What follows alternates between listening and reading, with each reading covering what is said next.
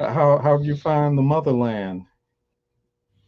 It's Have you beautiful. found I've, it? I've been to yeah, it's beautiful. I've been to about 20 African countries. My goal is to live in Africa. So, I'm just taking my Man. time to see which one, is the right fit for me because it's so diverse and different. Well, when you find the right one, let me know because we spent time in West Africa and Ghana, and we've gone to Botswana and places like that. South Africa and so forth.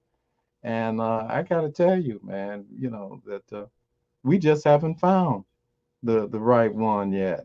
I won't even mention Nigeria and Liberia and that kind of thing. But look, I'm serious. When you find the right one, email me what you feel is the Oh yeah. right one. Because Right, right. when we went to Ghana, Hmm. I thought Ghana. I've been to Ghana 4 or 5 times, and that's the first African nation where I felt I felt a part of everyone. The time I got off the plane, I mean, I saw people that look like me, that sort of thing. All of that helped. So they were really leading in terms of where we would want to move to. And then after the recent elections here in the good old United States of America, the motherland is looking better and better. At any rate, Yeah. Yeah, definitely. Because I think W.E.B. Du Bois, he went out there. He was about what 90 years old or something like that. He went to Ghana and he ended up spending the rest of his life out there. yeah, and So man, we've been to his place. He used Nkrumah's summer home, and that's where he and Shirley Graham Du Bois are interred now. They had a big ceremony years ago when they moved both bodies over there because she was cremated in China. And so forth. They moved her urn over there. They moved the Du Bois's. They uh, um, uh, buried him there because this has been years and years ago. At any rate, so in the gazebo out back there where he had said and she had said was their favorite place in the whole world. That when we were doing the March on Washington and it was announced that Du Bois had died, in Ghana. But anyhow, yeah. So you make me think about those things, and yeah. yeah, yeah, I'll definitely keep you posted because that's something I'm passionate about. So I could talk about that all day. But I just left Ghana. I was in Ghana for 10 months. So like you said, Ghana it is like the beacon of the return. For those in the All diaspora. right. So they definitely lead the way. Okay. All right. Let me know. I'm And the- serious now. Send me an email or something. Right. When you Yeah, yeah, find no, what no, yeah, I'll definitely keep in touch with you on that note. But like I say again, thank you so much for stopping by. For the viewers who may not recognize you, let them know who you are, where you from, and definitely what do you do. I'm Donald Spivey, a PhD in history from University of California at Davis. You know, I was born in Chicago, raised in Chicago, Illinois, and have taught all kinds of places after I did my undergraduate and master's degree at University of Illinois in Urbana-Champaign. We went out to University of California at Davis. I went to Davis because I were really debating 2 or 3 institutions at the time. This was in the early 70s, and I was debating 2 or 3 institutions at the time. It was Davis because David Brody was there, uh, Pittsburgh because Samuel Hayes was there, and University of California I'm sorry, at Rochester University because Herbert Gutman was there. So I was looking at a lot of places that had particularly my interest in labor history back in those days, etc. And we visited some of those areas, but I remember Herb Gutman left Rochester. He left, and so forth. And then we visited Pittsburgh, and back in that era, Pittsburgh was not exactly the nicest place to be. At any rate, I went out to California. We went to California, and that was a good choice in the end. And got my doctorate out there, and I've taught at many places: Rice State University in Dayton, Ohio, and University of Michigan in Ann Arbor, University of Connecticut in Storrs, where I was founding director of the African Studies program there. Then it came out to University of Miami here in Florida, Coral Gables.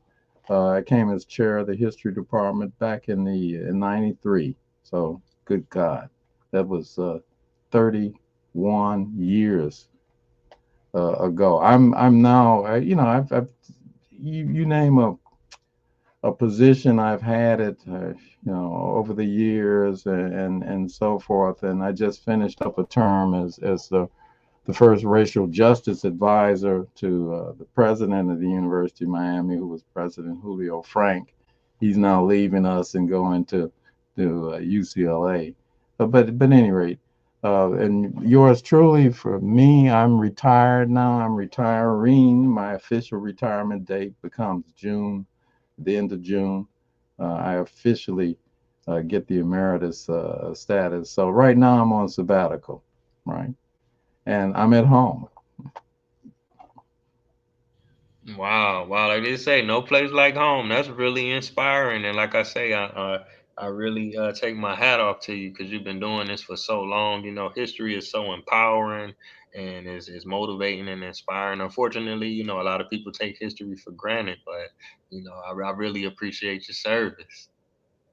Yeah, but I'm telling you, Ty, I know we're talking very frankly here. What I saw over the years, in particular the last 3, 4, 5 years, I had to call colleagues and ask them, are students changing? I mean, the commitment to anything beyond where the hell is my BMW parked? I mean, are the students changing? I mean, the University of Miami is a highly priced. We won't even get into the price it costs to go to this place. I would always start off my classes by telling the students, reminding them how much somebody's paying for you to attend this university. And my goodness, if you're staying in the dormitories, etc. I mean, the University of Miami is now the highest priced university to attend and live on campus in the whole United States of America. Are you ready for this? It's $93,000 a year. I don't know. I grew up in Chicago on the West Side. $93,000 a year. Good God! I mean, that's higher than Harvard. At any rate, but don't get me started on that. But what I've noticed in is just a lack of consciousness that over the last 3 or 4 years that's been incredible. I had to ask people who had already retired, my friends of mine, and like Howard Lindsay at DePaul and Jeff Salmons at NYU and Bob Page and back who's in retired and lives out in Missouri. I've asked people, you know, is it something, as you get to retirement, do you start thinking less of your students? I mean, uh, and they said no, the things have changed. I mean, we're from a generation which had a consciousness. I'm glad to see that but Ty, you've got to realize that you're really an exception to the rule. I mean, the consciousness spirit is just dying. And I remember when I was teaching the African American history survey course. I used to teach it as a advanced level course. I had to bring it down, start teaching it at a lower level because the students didn't have any background. And I saw this. I mean, earlier generations of students, you didn't have to. You could teach it at a higher level because they came in. They had read Souls of Black Folks by Du Bois. They had read Booker T. Washington's Up from Slavery. They knew the people. I've found over the years I had to start telling people, about not only great women in history, but I had to tell them about. I had to start. I mean, George, good God, peanut butter. When you got to tell people about the invention of peanut butter, and you know, you- eh, don't get me started. So I started recognizing that the students were lacking this background information. This system, the school systems are failing us left and right in terms of any kind of consciousness of what folks read, and so forth. So by the time they get to college, and we get the best of the best, don't get me wrong. I mean, the high SAT scores and so forth, but I don't see any relationship between high scores and intelligence. I come from the school of thought who thought Frances Welsing was right when she said intelligence is the ability to decode your environment. And I've grown from that kind of definition, and I see it all the time in the students. They're just the consciousness is not there. I'll give you one indication. Our 60s course, which was the most popular course at the University of Miami, the 60s. We recreate the 1960s. We had people come in who, if if you were on a panel discussing, for example, the Vietnam War, you had to have participated in the Vietnam War, either conscientious objected to the war, or you fought in the war, or you were on campus during the war. So we had all these people in various things, from the war. Donna Shalala, who was an activist back in that day, etc. She'd come in and talk about her adventures in the Peace Corps, and it, but what I noticed over the years, and we would offer this course every 2 years, and it took a lot of to bring everybody together. Sometimes we had 80 faculty members involved in this course, and the various things. We'd have it at night and stuff. We had 200 or 300 students. Make a long story short, I watched that course, and the interest of the students decline over the years from where we started it.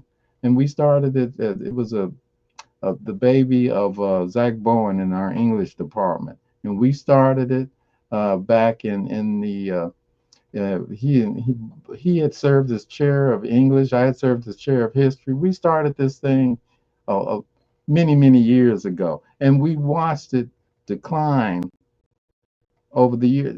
The interest of the students. The last time we offered this course, 2 or 3 years ago, it had something like, in the end, 40 or 50 students. This is a course that always had 200, and so and we also noticed that the students read less. They had less interest. They were more that they had less fire. So if that's the barometer of where we are, and I think it is a barometer, quite frankly. I mean, I'm sitting down here in Florida. You talk about La La Land, right? It, it, it is really the whole state of Florida is La La Land. I mean, I don't know how to explain it, but I've talked to people all over the country, and they say the same thing. The consciousness is just dying. The consciousness is not there. And I think the recent elections kind of proved it.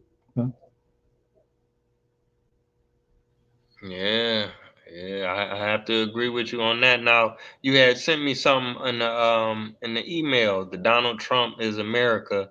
If you could talk about a little bit about that, what inspired you to write that, and how do you feel about that? Post election. Yeah, and I tell you, originally I had that. I assumed. I'll be frank. I assumed that Kamala Harris was going to win. I assumed she was going to win, and I assumed that this was going to be a fight in the electoral college system, and which I wanted to really say something about how crazy this is, and we don't directly elect our president in the United States of America. We do not.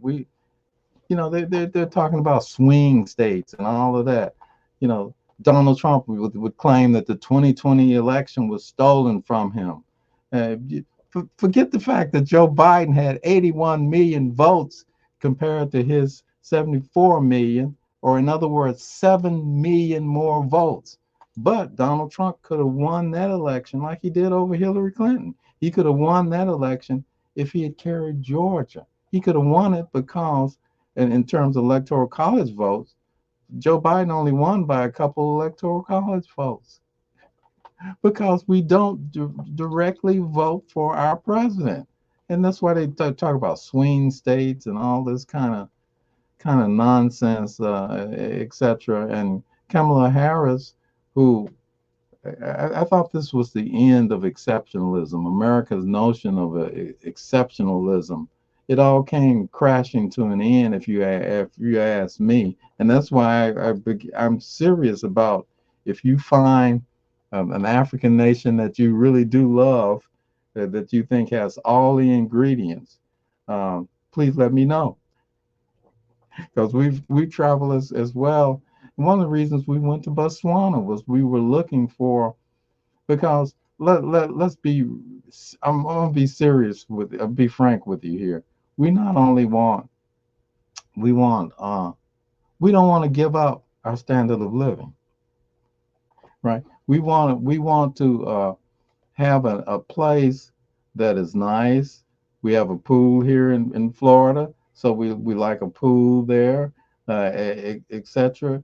And so we were interested in Botswana because Botswana was rated at that time as having the highest economy, even outdoing Ghana and all the rest. And so we were going to go to went to South Africa and went to Botswana, and so forth. But Botswana, I found we found that they take up the sidewalks at 9 p.m. Everything closes at 9 p.m. in Botswana, and that was something that did impact on us. And then, unless you were a devoutly religious person, everything they're saying is center around the church and all of that kind of thing. And so, at any rate, but Botswana, we took off our list. South Africa, we took off our list. So I won't even go into to South Africa.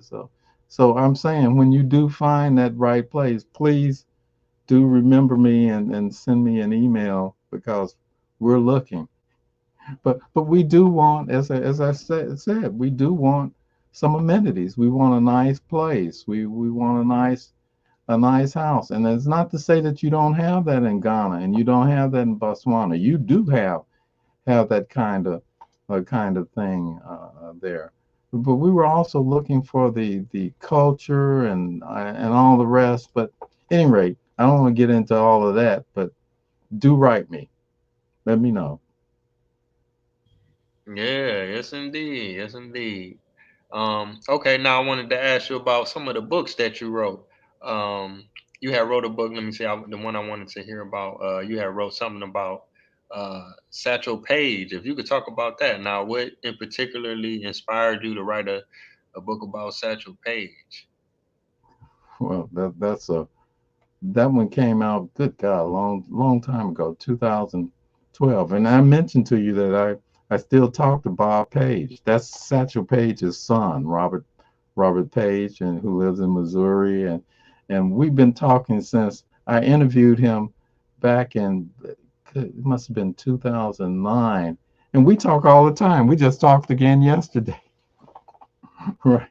Uh, but I ended up doing that biography of Satchel Paige. That's a long story. I ended up doing that biography because John Hope Franklin, the great historian, and every time I used to run into Dr. Franklin at a meeting of the historical societies and so forth, I'd say, Dr. Franklin, how come we don't have a, a scholarly book, a scholarly biography of Satchel Paige? I mean, we had this one came out, which was not scholarly and kind of a novel.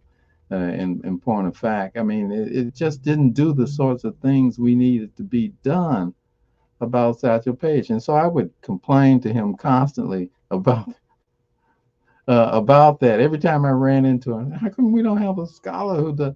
Anyway, he was on the advisory panel at the University of Missouri Press in Columbia, Missouri. And one year they were saying, well, we need to talk about local heroes. And one of the great local heroes who's passed away and long since passed away, Satchel Paige died in 1980, but long since passed away, we need to do a biography of Satchel Paige. And Franklin said, I got the perfect historian for you to do. He's been complaining for years, and that's how I got the call from University of Missouri Press to do a biography of Satchel Paige, which I thought would take 2 or 3 years. It took 12 because for the historian, you always want to immerse yourself and know something about the environment this person pitched in and played in, and so what I found, Satchel Paige went everywhere. So I had to learn about those everywheres. I had to go to Alabama. I had to go to Missouri. I had to, all that kind of stuff. Good grief, So, but and I remember joking with Bob Page. I said, Bob, by the time I finished this book on your father, I almost hated Satchel Paige because he had made me travel to so many parts of the world. Satchel Paige played abroad. He played in Mexico. He played in the Dominican Republic. He played in Cuba, which meant, translation, you got to know more about those. You got to go to those places. Oh, good grief, etc. So I would joke with Bob. I said, but really, I appreciate your father for completing my education, right? Making me have to learn more about these things. And other books came out on Page, trying to celebrate his birth and all of that. I wasn't finished. I finished when I was finished. And I had interviewed Buck O'Neill. I'd interviewed uh, people who knew Page back there. I interviewed a lot of Negro League players, some 60 something players, including Double Duty Radcliffe, who knew him all the way from childhood, and so forth. I interviewed all these folks to try and get at the real Satchel Paige, and that's how. And I'm very proud of the fact that I was the first allowed to interview the family members, and they took me into their bosom, and in fact, Bob Page and I talk. Satchel Paige's son, we talk all the time on the phone, and started that project. I was interviewing him back in 2009. This Look at the difference in years that have gone past, and we talk constantly. We just spoke again yesterday. So yeah, but that's the reason behind that book. And I've written, I don't know, nine or 10 books at this point, and that was the story behind that one. And I've tried to, while my focus is on Black folks and the Black experience, um, I had interest in sports, so I would do something like that. Music, okay, then you go over to that. And I remember interviewing William Everett Samuels, who was the founder of the Colored Musicians Union there in Chicago, Local 10208, which was the first musicians union of black musicians, and so forth. Anyway, did a book on him. So I'm saying, whether it's sports or music or dance or education, black folks have done all these things. And so for the black historian, you got to be willing to travel. You got to be willing to go into different areas. My first book was on industrial schooling in the South, and dealing with Booker T. Washington and that sort of thing. Well, one could have just kept going along those lines and spin off a lot of different stuff. I did a second book on the Booker Washington Institute, Liberia, which made me have to go to Liberia back then. But uh, you know, education is one thing. So you put that down and you move on to something else. You move on to music. You move on to sports. You move to the arts, and so forth. You just can't be limited because black folks are diverse people. Who just you name anything, right? From the intellect to the sciences to all of the above. Black people have been there. They've been involved in all of this and leaders in all of Yeah, that's true. I never cease to find myself amazed. It'd be like, oh, a black person invented this. You'd be like, really? Then you look it up and it'd be showing up like, oh, wow. it. They ain't give us our credit, but it's on us to go, like they say, Sankofa. We got to go back and get it. And I appreciate your efforts. Like you say, 12 years to write a book. You put your foot in that thing. And like you say, you done made friends and new family just off that one book, let alone educating people and sharing the history. That's amazing. I thought it was only going to take 2 or 3 years. I didn't know it was going to take 12. Oh Yeah. boy, yeah, that was something. It became a kind of I don't know. I was determined to get it right, and quite frankly, to be all in all modesty, I think we did get it right. 12 years, but it did involve the traveling. This person grew up in Mobile, Alabama. Well, you can't understand his childhood unless you go to Mobile, Alabama, right? And you spend some time there, and you see the old house that he grew up in. You see the school he went to, and so forth. So I just give you one example, of him and that movement, and you had to know about these. You had to know about where he grew up, the house, the shotgun house he lived in, the sort of stairs. I can remember the stairway up to that little place, and so forth. But anyway, but these are the sorts of things I think are important if you want to get a picture of a real individual. You really have to understand their childhood.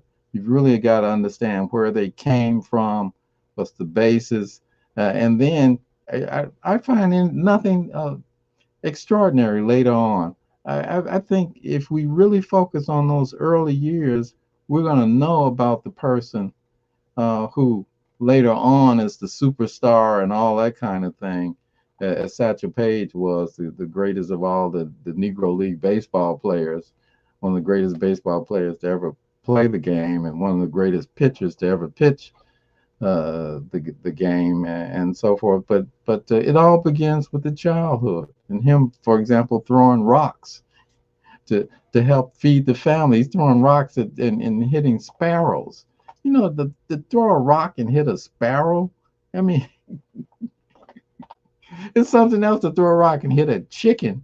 But to hit a damn sparrow, that little tiny bird, he had that ability, and he was doing that to bring home this little basket of stuff, and rabbits and stuff like that was easier for him to hunt. But throwing rocks, he was doing it as a kid because these were the things that helped to feed his family of 12, right? So he was doing his part to bring home enough to so the family did not go hungry. So at any rate, That's truly amazing. That's truly amazing. The reader a lot of times take it for granted. We get the finished product. We get that 300 pages and we read it like this was an excellent book. I learned so much, not realizing, like you said, you didn't travel here, you didn't travel to this country, travel to this state. You really put a lot of time into that, and I really appreciate it. Now, are you working on any books now, or are you? yeah, oh yeah, always, even in retirement, I'm working on several projects right now. I just finished up all the research on sort of transition of where I've been. It's on Richard Armstrong, who was the founder of the first industrial kind of school that becomes the model here in the United States. Is his son Samuel Chapman Armstrong would take that on. But Richard Armstrong, who was minister in Hawaii, right, and really developed industrial school. And before it comes over, and Samuel Chapman Armstrong brings it over, and he founds, Hampton Institute, and his greatest student that he produces is Booker T. Washington in the 1860s, and so forth. And we know then Washington and the founding of Tuskegee University and today, and all that sort of thing. But at any rate, it all begins with Richard Armstrong, who is this white man in charge of the developing educational programs in Hawaii for the Hawaiian population, and that's where his son would learn the skills of industrial schooling and would take it in founding and Hampton Institute in the 1860s and later on as Richard Armstrong was the Samuel Chapman Armstrong. I'm sorry, Richard's son was the he had as his number one pupil Booker T. Washington, who would later and found Tuskegee University, Tuskegee, Alabama. Yeah. So I'm working Oh, on that one, and I'm finishing up some other stuff as well. So never a dull moment. I mean, the intellect is one of the things you want to continue to do. I mean, I see right here behind me, you've got the blank space. But if I took my camera, see, we're sitting in my home office. I'm going to take my camera off and just pan it around. You will see that I'm surrounded by books. wow. That's amazing. Let's see, around there, around yeah, that is Satchel Paige. Okay, okay. I just wanted to show you, and right in front of me are books. Okay, I just wanted to show you the environment that So behind me are these blackout curtains and so forth, and there's a that to the outside there. But this is my favorite place. I'm like Du Bois. I remember going over to Ghana and W.B. Du Bois. I remember one of the guides. I was over there with me Amaro Tunu. I was a colleague of mine at UConn in Connecticut, and we were both over there, and we had a guide as we went to Nkrumah's summer home, where the Du Bois, as Kwame Nkrumah, the first president of Ghana, as you well know, had invited Du Bois after he was kicked out of the United States of America. That's another story. But our guy was showing us around, and he showed us the office that Du Bois used to have there in Kwame Nkrumah's summer home, because Kwame Nkrumah invited him to, back in the 50s, invited him to come over and stay and with him and so forth. And so the guide said, would one of you like to sit in Du Bois's chair? I was zoom, right sitting in Du Bois's chair. He said, boy, that was quick. I said, he may have left some brain cells or something for me to pick up here. I can't. I gotta be able to do that. But I wanted to sit in his office to see, because I know, the sort of thing that I felt in an office. One of the reasons I showed you that panoramic was I wanted to see what Du Bois saw sitting in his office and looking around. What kinds of things did Du Bois read? What kinds of things would interest W.B. Du Bois? And so I started on the left. I sat at his desk and I started on the left, and I started moving around, and I said, "Oh my goodness!" I mean, it was world history. It was the planet. It was all kinds of stuff. It was Africa. It was. So I got around to the end. I said, "Oh hell, I got a long way, a long way to go." And every time I would write or finish a new book, it's like I finished number 9 or something on the Base Must Play movement. I would finish that book, and I'd savor the book and so forth, but I would not look over here to my left to the Du Bois section. I wouldn't avoid that. I would avoid that. And then finally, I would look to the left to Du Bois's section. And W.B. Du Bois was such a scholar, and it would just put me in my place and say, you got work to do, yeah, and put it down and move on. Because Du Bois was into everything, you know, theater, dance. I mean, music, Harlem Renaissance, his biography, and every one of his books was a path breaking announcement. I mean, it just so yeah, he'll put you in your place, and you so get humble right away. So hopefully, I've never lost that humility that you've got to understand. That's the reason I was showing you the panoramic of my office. I mean, that'll put you in anybody in this place. I don't care how many books you've done. If you look over at Du Bois's section, you say, "Oh, okay, I've done 9, I've done 10," and Du Bois did way more than that. And every one of his works is a path breaking work. I mean, the Black Reconstruction. I mean, he started a whole school of thought.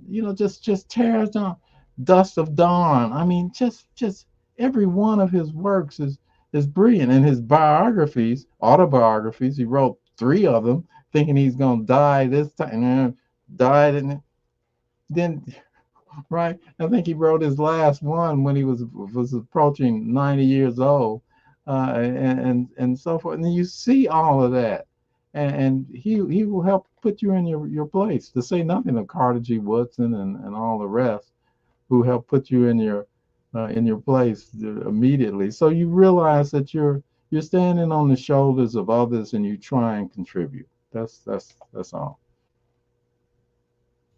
Yes, indeed. Yes, indeed. I appreciate you showing me that view. That's very powerful. A lot of people need to see that, And like you said, W.E.B. Du Bois is definitely a master scholar. You know what I'm saying? Yeah, Inspiring no as well. kidding. Yeah, yes, indeed. So Yeah. yeah, I want to thank you so much for coming on the platform. This has really been a phenomenal episode. I'm still processing a lot of the information that you shared, and I really appreciate the work that you have done. I'm gonna have to go back and check out some of your works, and I definitely look forward to the work that you have coming in the future as well. All right. Well, thank you for doing this, and hang tough. Oh yeah, likewise, likewise.